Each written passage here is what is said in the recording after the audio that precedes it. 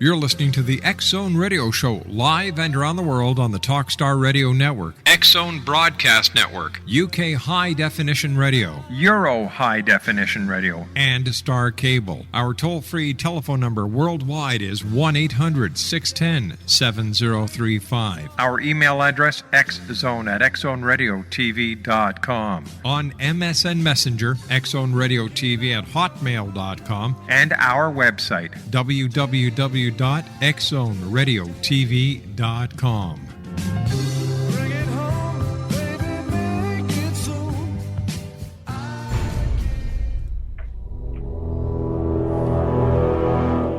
The X-Zone radio and TV show is largely an opinion talk show. All opinions, comments, or statements of fact expressed by Rob McConnell's guests are strictly their own and are not to be construed as those of the X-Zone radio and TV show or in any manner endorsed by Rob McConnell, REL-MAR McConnell Media Company, Talkstar Radio Network, its affiliated stations, or employees.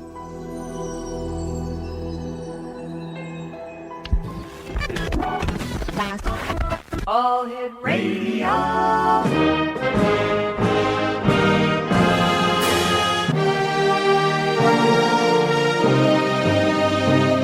Welcome to the X-Zone, a place where fact is fiction and fiction is reality. Now, here's your host, Rob McConnell.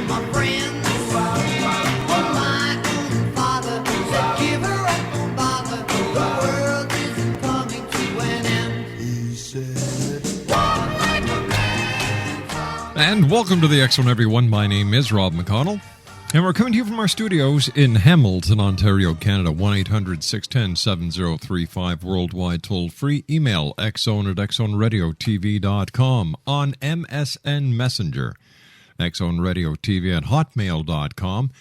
And our website, www.xzoneradiotv.com. Now, if you'd like to see the secret to UFO propulsion that has been revealed, visit www.videowaiting.com. Exonation, my guest this hour is the author of Journey to You, a step-by-step guide to becoming who you were born to be. The author, Steve Olsher, is America's reinvention expert, a successful entrepreneur who has applied his street smarts, business acumen, and communication skills to a wide variety of endeavors. He is the founder of the Reinvention Workshop, host of Reinvention Radio, and author of USA Books News 2010 Self-Help Book of the Year. As I said, Journey to You, a step-by-step guide to becoming who you were born to be. And Steve Olsher, welcome to the X-Zone. Thank you, Rob. Appreciate you having me on. Hey, reinvention expert. How did you become a reinvention expert? Well, it all started by reinventing my own life and then pursuing that with reckless abandon. So it's been a work in progress now for a number of years, but I am certainly the poster child for reinvention, no doubt about that. Now, to propel your life forward and become clear on where you're at and where you're going, you offer 7 life-altering tips, Steve. What are they? I do, and look, the bottom line here is for a number of years I've been working with and studying and just interviewing some of the most successful people that walk this planet. And, some of these folks have really they're in the spotlight and you know who they are. And a lot of other people, however, are just kind of, quietly raking in 6- and 7-figure incomes, doing what they love to do while really avoiding recognition. And what I've come to learn in working with these extraordinary people is that their success is directly attributable to 7 key things and 7 key strategies. So one of these strategies that the successful implement and certainly do better than anyone that I know is they have this incredible sense and tremendous sense of self-awareness. they really take incredible inventory of who they are and their degree of self-awareness. I mean, really, it's far beyond that of most, and have just this incredible understanding of what makes them tick. So over the years, I mean, they've continually invested in understanding just who they are and have become clear on why they do what they do, and then, parlay these discoveries into assembling this really powerful inventory of gifts and abilities that just focuses on where they're specifically wired to excel and live their lives in this full state of consciousness and focus on what it is that their DNA really is programmed to do. And so just that's one of the tips, is really how can you become then more self-aware in terms of not only what your strengths are, but of course what your limitations are, and how you move towards focusing on that which you're really wired to do better than anybody else. All right, Steve, stand by. You and I have to take a 2-minute commercial break. We'll be right back. Exonation, Steve Olsher is our special guest. He is the author of Journey to You, a step-by-step guide to becoming who you were born to be. www.steveolsher.com. That's SteveOlsher.com. My name is Rob McConnell. This is The X Zone. We'll be back in 2. Don't go away.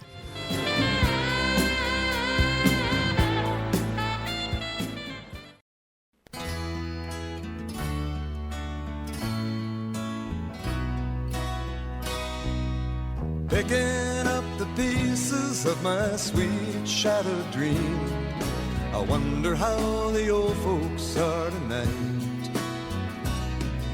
Her name was Anne, and I'll be damned if I recall her face. She left me now knowing what to do. Carefree highway, let me slip away on you. Carefree highway, you've seen better days, the morning after blues, from my head down to my shoes. Carefree highway, let me slip away on you. Explanation, Steve Olsher is our special guest this hour. We're talking about Journey to You, a step-by-step guide to becoming who you were born to be. Steve's website is steveolsher.com. Steve, before we went to the commercial break, we were talking about the 7 life-altering tips. Now, one of the tips we talked about was self-awareness and the importance of self-awareness. Now, what else can people do? Well, look, and again, these tips are based off of working with just many successful people over the years, and they seem to be common traits that just run through all of these folks, and so they just have this incredible sense of who they are. Number 2, they live life as if it's a blank slate, and the successful really understand that the key to living in a powerful manner requires just experiencing life without this filter of preconceived notions. And it's as if too many of us live our lives on rewind as opposed to record. The question is, really, how do you experience life in a powerful way without always rehashing and just throwing in little comfortable categories, things that you experience, and really try to look at it from the standpoint of, hey, this is a new type of opportunity, this is a new thing, let me approach this as if I know nothing about it. And that's really what the successful do, is they look at life as a blank slate, and they kind of treat that daily shower as a way in which to wash away those mental filters that might cloud their thinking. Now, Steve, it's no secret that 2010 was, really as bad as it could get for so many. We had the money situation, we had the auto situation, we had the folding of mortgage companies, savings and loans. How does our audience ensure that 2011 won't stink just as bad as 2010 did? Yeah, well, number 1, you thank your lucky stars that the calendar turned over. That's sure. And assuming that the Mayan prophecy doesn't come through and wipe us all off the map next year, you can definitely start putting some seeds in place right now to really make 2011 just as good as it can possibly be. And number 1, what I really encourage people to do is take some time to discover what I call your what. And your what is the one thing that your soul is compelled to do. I mean, Rob, as you sit here today, what your what is. I mean, if somebody asks you, what is the one thing that you're really compelled to do, how would you answer that question? This show each and every day. Yeah. And what is it about the show that inspires you? I mean, what gets you fired up out of bed? What's the message? What's the crux of what you're doing that you really focus on? Because obviously it's not a political show in nature. So I mean, there's a specific niche that you fill and you find fulfilling. So what is that? Making the difference in one person's life each and every day, a positive difference. Yeah, and it's so cool that you've got a platform to be able to do that. How long have you been doing radio now? A long time, right? 20 years. Yeah. Obviously at some point in your life it clicked and you just said, this is really something that I'm compelled to do, and I feel like I've been given a gift to do this. Yes. And what I say to folks is, if you really want to just reinvent who you are and get clear on what you're supposed to be doing with your life and make 2011, just as good as it can possibly be, that's got to be step one. Is you've got to just have that vision of where you're headed, because look, the days of lifetime employment and really, the whole concept of job security really has become an oxymoron. I mean, it doesn't exist. Mm-hmm. And so really the idea is, again, the only one you can count on in your life is you. That's right. So you've got to start taking some proactive measures to really bring that life to fruition that you either envision or want to emulate. And so that's number two is, look at those that you feel are successful and start studying those that are doing what it is that you feel you're compelled to do. And, there's lots of different ways to look at this. But Machiavelli said, a prudent person shall always follow in the footsteps of greatness and imitate those who have been outstanding. And, there's certainly something to be said for that. But I certainly believe that, embodying the character traits and replicating the actions of those that you admire, I mean, that's simply brilliant. So there's folks out there who have already paved the road for you, and frankly, if you go online, they're probably giving away a DVD or have a blog or a book that'll teach you exactly how to get from where they were to where they are, and you can follow those same steps. So that's definitely a big piece of what you got to be doing in 2011 here is take a look at those that you admire and really just try to follow their lead and figure out how it is that you can leverage their experiences into something that you can turn around and do, just as soon as tomorrow. Sure. Now, Steve, you believe there's only one thing standing between someone getting the job that they want and living the life they dream of. What is that? Yeah, and that's really clarity. And so from my perspective, just far too many folks are unclear on what it is that they would really be compelled to do and how it is that they can make an inordinate difference both in their life and of course, the lives of so many others. But once you have that clarity, I mean, it's amazing how everything really does seem to fall into place. And don't get me wrong, I mean, the transition from where you are now to where it is that you would like to be, in some cases, can take a very long time. I mean, if you turn around and you decide you want to be a brain surgeon, that's a 16-year process.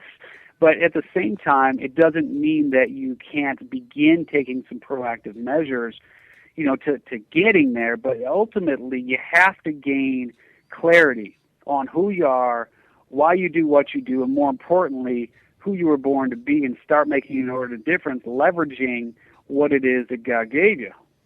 Steve, do you think that people living in this world of instant gratification are expecting too much when it comes to the immediate change that they'd like to see in their life, and they're not willing to work for it? Yeah, I mean, I think that the problem is that there's too many reality shows, out there showing the glamorous lifestyle of those quote unquote living the dream, and the reality is that these shows do us no good. That's right, because the reality is that these reality shows aren't real, and they're not real. Exactly. I mean, that's a really good point. I mean, that in itself, going back to oxymorons, I mean, that reality show is an oxymoron because, anytime you got the camera on you, the odds are really good that and no matter how hard you try, you have a jaded approach to what you present. And so too many people buy off on these reality shows as fact, when in fact, I mean, they are largely fiction, scripted or not.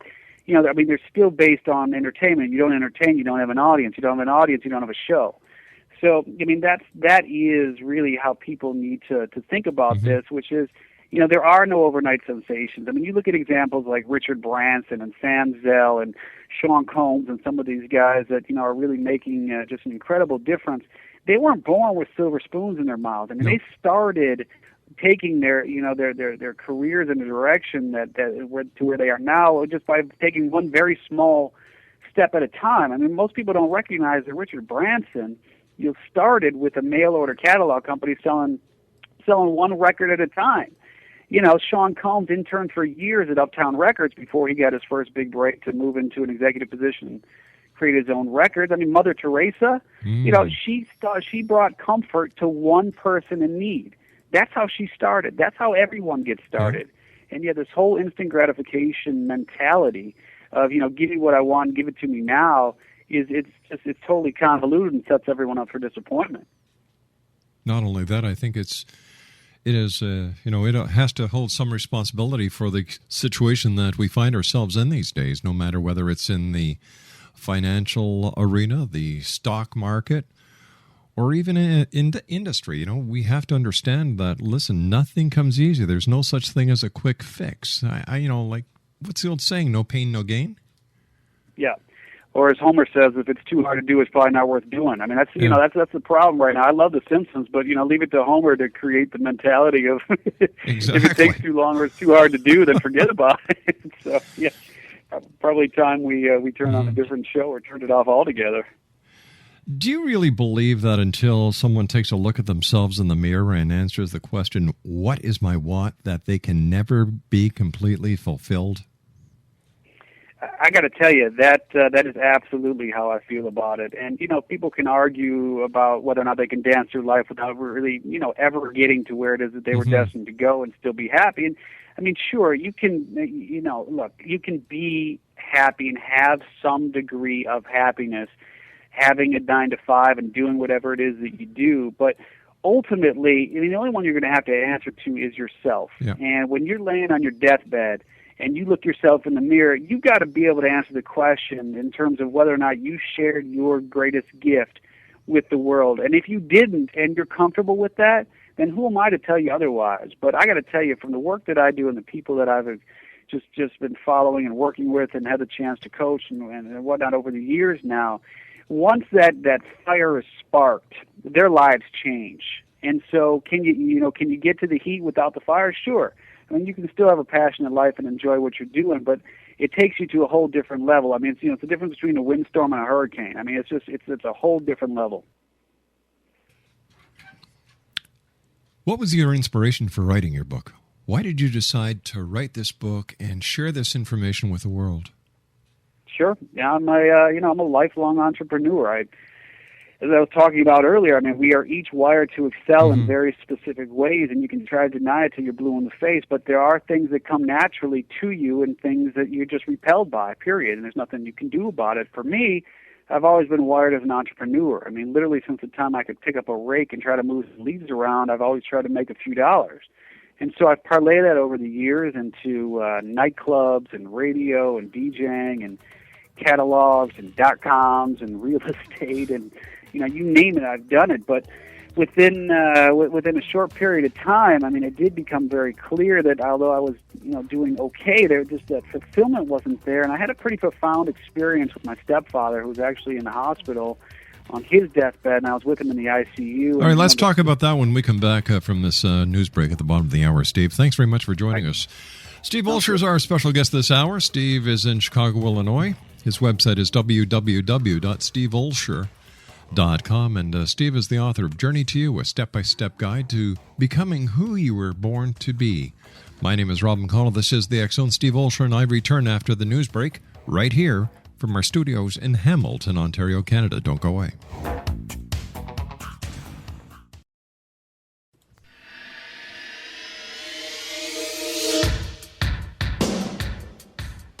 My name is Michael Telstar, Canada's leading mentalist from Toronto, Ontario. Hi, my name is Splenda, and you're listening to my dad, Rob McConnell, on the X-Zone. This is Psychic Dorothy from St. Catharines, and you're listening to Rob McConnell. Hello, my name is Holly Reeves, an astrologer from Astro For You, and you're listening to Canada's #1 paranormal radio show, The X Zone, with Rob McConnell. Welcome to The X Zone, a place where fact is fiction and fiction is reality. Now, here's your host, Rob McConnell.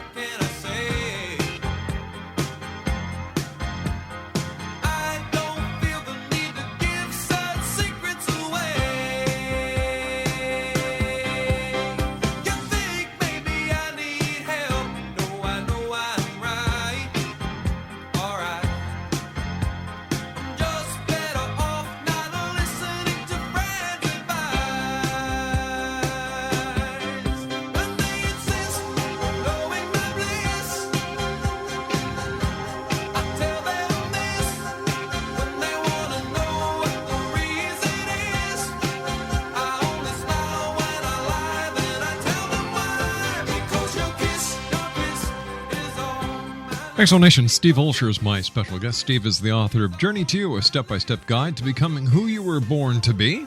His website is www.steveolsher.com. That's SteveOlsher.com. So tell me, Steve, as well as the Exo Nation, how do you go about discovering your what? Now, you say there are 3 simple steps to discovering it. What are they? Sure. Well, the 3 steps involve first identifying, and let me just back up for two and a half seconds here. So this is actually from an exercise that I created. And before the break, we were talking about sort of this instant gratification society that we've perpetuated here. And the reality is that I actually did create this exercise for the instant gratification society because you can't fight what reality is. So realistically, some of the older modalities like Myers-Briggs and What Color's Your Parachute and whatnot, I mean, they're very helpful tools, but they were really built for the 20th century folk there. And so what I did is I created an exercise called the 7 Seeds of Your Soul, which literally in about 15 minutes will get you very clear on identifying the one thing you were born to do, which is what I call your what. And so I'll take you through those 3 steps. And those 3 steps are as follows. Number 1, we first identify everything that you absolutely love to do. And now this can be something that you did when you were a kid, a toddler. It can be something when you were a teenager. It doesn't matter when. If it would still bring you joy, you throw it on your list. And, of course, there's some of the obvious things that come up are, like making love and playing ball or, some of those things. Of course, whatever it is, you throw it on your list. And so the first step is identifying absolutely everything that you love to do. The second step is you then go ahead and identify everything that you hate to do and they just couldn't pay you enough money in the world to do. And in the work that I do, it's often interesting how just those first 2 steps of putting pen to paper and identifying really what it is that you love to do and what it is that you just loathe doing, how that just brings people to just the realization that, man, I'm spending so much of my time doing things that I hate to do and not nearly enough time doing things that I love to do. And so in and of itself, those 2 steps just really do open up some eyes. But the third step is really where your work pays off, which is there's basically a cross-pollination between the 2 columns where we run those 2 columns against the 7 Seeds of Your Soul, which are 7 questions that I created. And once you run the 2 columns against each other and against these 7 questions, it then really just floats to the surface. You're able to bring to the surface with pretty strong clarity what it is that you're really compelled to do and what you would do. The idea here is how do you live like a thief? How do you get paid extraordinarily well for what it is that you would gladly do for free? And that's the purpose of this exercise, is to bring that to the surface. And literally in about 15 minutes, we get to those answers. Why do people continuously do things that they hate doing? Like, why do they keep going to a job that they hate? They can't stand their job. And I'm sure that this attitude affects their productivity. as well as their own mental health and physical health. So why do they do it? Yeah, absolutely. And they do it because, look, everybody's got, bills to pay. Everybody's got mouths to feed. We all have responsibilities. But what I encourage people to do is first you have to create that awareness. See, so many people just, they kind of just lull themselves into this zone, maybe the X zone, of just really saying, well, this is life, and I'm not happy, but these are the cards I've been dealt, and this is the hand I'm going to play. But isn't that them taking the easy way out by not actually trying to get off their duffs and work towards a job that would give them the gratification that we're talking about? Well, I mean, hell, that's why we live vicariously through others. I mean, You look at these shows, you look at the Entertainment Tonight and the Access Hollywoods and why do people stand out in the rain for 4 hours just to catch a glimpse of one of their favorite stars? It's not because, that they just want to see them up close. I mean, all you can do is turn on the TV and you can see them anytime you want. I think it's because they hope that, a little bit of their magic is going to rub off on them so that they can then go ahead and pursue the life that they really are wanting to lead. And so, yeah, I mean, it's a sad state of mind, really, where people are just saying, this is who I am and there's nothing I can do about it. And what I challenge people to do is, get out of that 99.9% of the world who lives vicariously through others and become part of the 0.1. I mean, that's really where you want to be.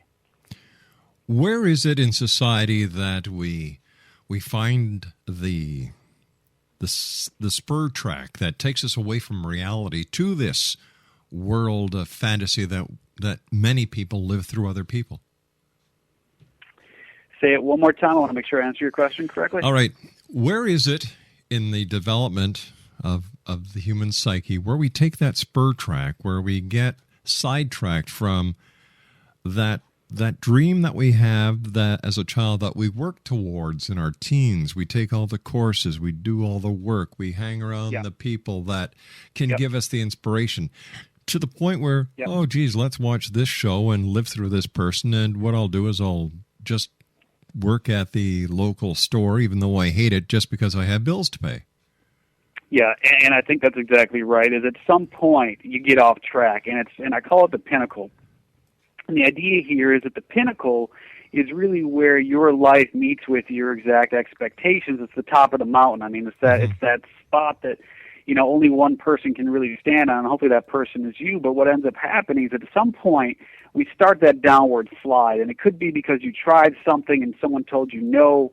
It could be because maybe you wanted to play the piano and you had your first recital and everybody laughed at you. I mean, who knows what the reasons are? But at some point, you started putting the grease on your boots that started you down this down this slide. And once you begin that downward slide, it's really hard to regain your traction. So the key is, start looking back at really where you got into that downward position there, where you just started heading down the slope and you couldn't get back up. And for most people, there's a definitive point in their lives where that happened. Maybe you came out of college and you wanted to live with your girlfriend, so you went and you got a job and you did whatever you got to do so that you could pay rent. And of course, once you start paying rent, well, now you've got monthly obligations. Once you got those monthly obligations, that whirlwind just kind of spirals you down there, and it just keeps growing and growing. I mean, like a snowball. And so the idea is take a look at where you really just got off course. But, do you have an opportunity now to correct that? Of course you do.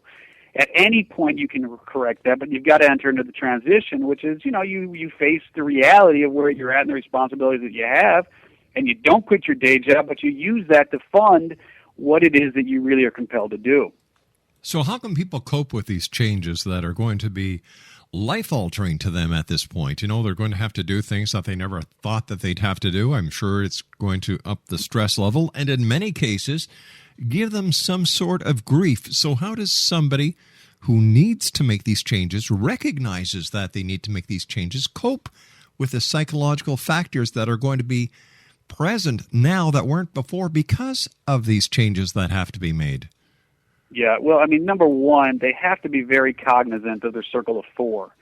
And their circle of 4, if you can picture a compass with the north, south, east, and west, and you in the middle, Okay. that circle of 4 directly reflects your life. In other words, the 4 people that you consider yourself closest to, whether it be a friend or a spouse or a parent or a relative or a preacher or a spiritual leader or a teacher, whoever it might be, whoever you consider yourself closest to, these are people that you know. It's not like you got Oprah in your circle and you don't know her. These are people that you actually surround yourself with, and your life is a summation of those 4 people. So, I mean, if you got 2 people in your circle that are making minimum wage, and you got 2 people in your circle who are unemployed and trying to just really understand what's next, I mean, the odds are really good you're concerned about where your next meal is coming from. And so, you just have to take a look at that circle and surround yourself with people that will actually support you as you make your way towards who it is that you were born to be. And the idea here is, at some point it's nice to surround yourself with familiar faces, but at some point you got to cut that rope, as hard as it might be. If they're weighing you down and you're trying to soar, you just gotta let go. And so how you cope with it is you surround yourself with people who encourage you to get to that level. That's the best way. Reminds me of that old saying, it's so hard to soar with the eagles when you work with a bunch of turkeys. You got that right. Exonation Steve Olsher is our special guest, www.steveolsher.com. He's the author of Journey to You, a step-by-step guide to becoming who you were born to be.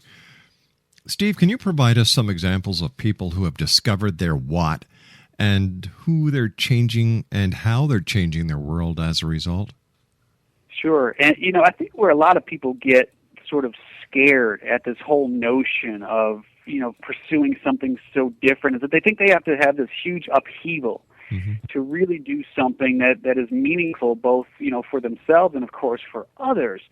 And what I found in my work is that there's often just a subtle shift, a very subtle shift that needs to take place in order for people to, really find that fulfillment and happiness that gets them fired up every day. And so what I ask people to do is think about how can you leverage the experience you have and the interest that you have into something that's really going to just get you fired out of bed every day. And so, like, for instance, Susan is a woman that I worked with who's really just, quite successful by all definitions. She's incredibly smart, a corporate banker, really just doing some amazing things. And she had been in corporate banking for about 25 years.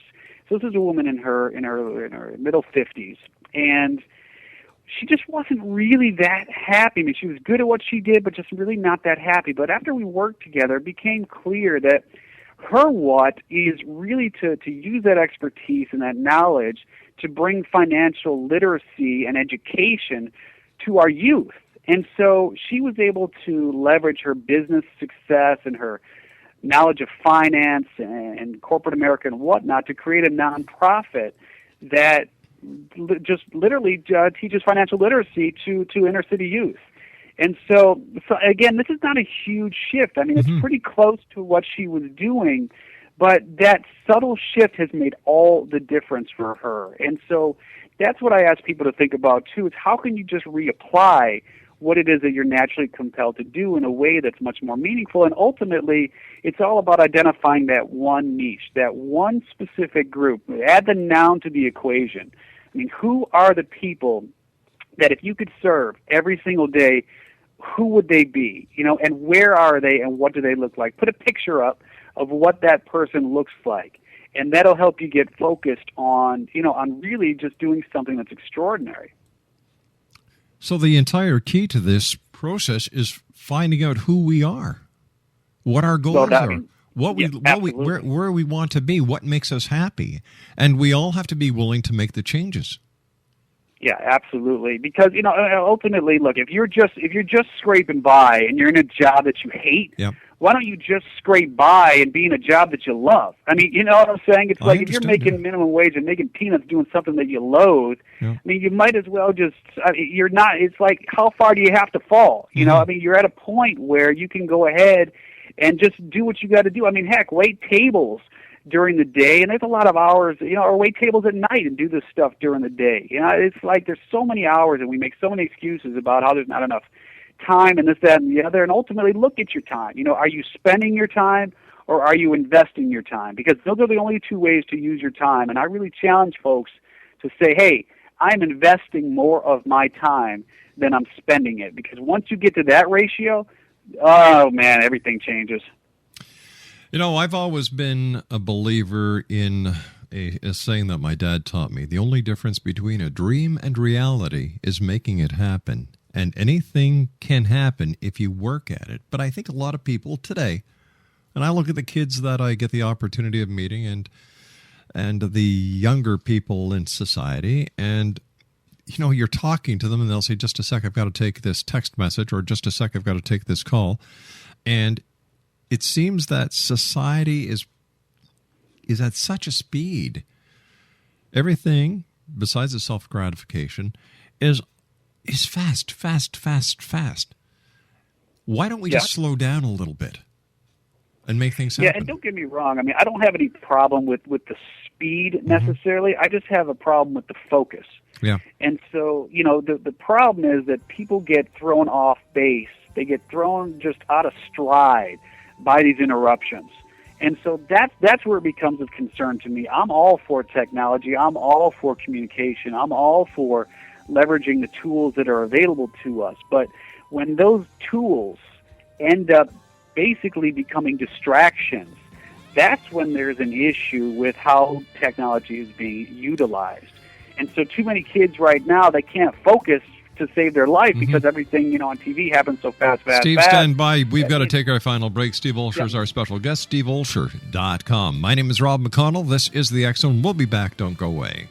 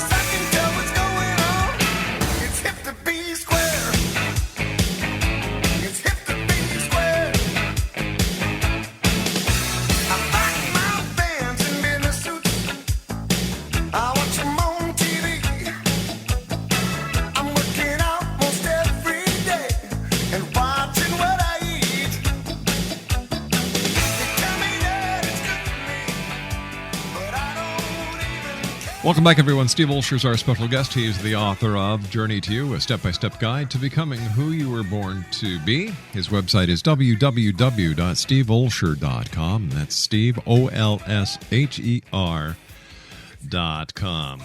Steve, what about those listeners who simply can't quit their day job and have bills to pay and mouths to feed? How do we get them to have enough faith in themselves to make the changes that are necessary in order that they can have the life that they were actually born to live? Yeah, and of course, this is just a huge concern for most, and it's really hard to get folks to embrace change. I mean, that's just the nature of the human condition. But what I have come to find in working with so many people now over the years is that when you look back on your life, you will absolutely regret failing to act every time than you will taking action and realizing what other people call failure. Because, frankly, there is no such thing as failure. I mean, it's just one of those terms that weak-minded people throw at those, you know, who dare to soar in an attempt to bring them down. And so what you really got to do is you got to say, look, I have options. They may not be the best options, but I have options. And the key here, as I said before, is really you got to keep your day job. And I will never be one to tell people to quit that day job. What I say is, you know, let your day job fund your transition. And your transition is like a recipe mixture. I mean, right now, 100 parts of your life is comprised of that you don't want to do, and 0 parts of your life is what you do want to do.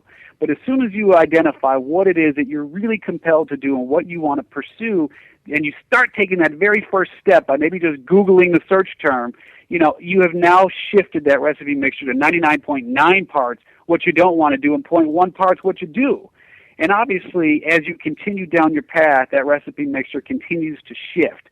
And as more and more of your income is derived from what it is that you absolutely want to do, and you get to the point where you can quit that day job, whether it's at 60 or 70 or 80% of the income that you've got now, well, then you've completed that transition. And again, for some people, that'll take a long time, but you have to be continually moving, and you have to be continually growing, because if you're not growing, you're dying, period. There's no other choice. And I'm serious about helping folks, and if I may, I'd love to offer your listeners a copy of the free of my book for free, because I want people to get to where it is that they were really destined to go. Can I make that offer? Sure, you've got 50 seconds.